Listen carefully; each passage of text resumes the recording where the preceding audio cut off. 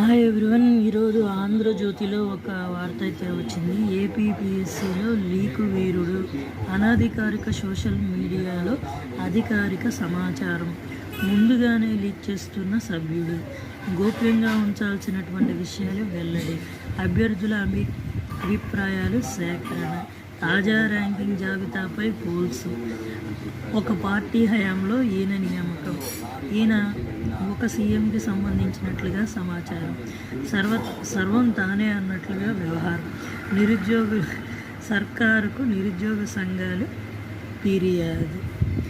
ఇది చూడండి, లక్షలాది మంది నిరుద్యోగులు కళను సాకారం చేసే రాజ్యాంగబద్ధ సంస్థ ఏపీపీఎస్సీ ఎలాంటి ప్రకటన వచ్చినా నిరుద్యోగులు తీవ్రంగా ప్రభావం చూపుతుంది. అవును. తర్వాత ఇప్పటి వరకు ఏపీపీఎస్సీ ఎలాంటి సోషల్ మీడియా ఖాతా లేదు. అవును. కానీ కమిషన్లో ఉన్నటువంటి ఒక సభ్యుడైనటువంటి ఒక అతను ఏదో చేశాడు. ఆ తర్వాత సొంతంగా తాను ఒక టెలిగ్రామ్ గ్రూప్ని సృష్టించి ఏపీపీఎస్సీకి సంబంధించినటువంటి సమాచారాన్ని అనధికారికంగా ముందే ఆయన వెల్లడిస్తున్నారు. ఇది విషయం. ఎక్కువగా దీని గురించి ఇన్వాల్వ్ అవ్వకపోవడమే మంచిది.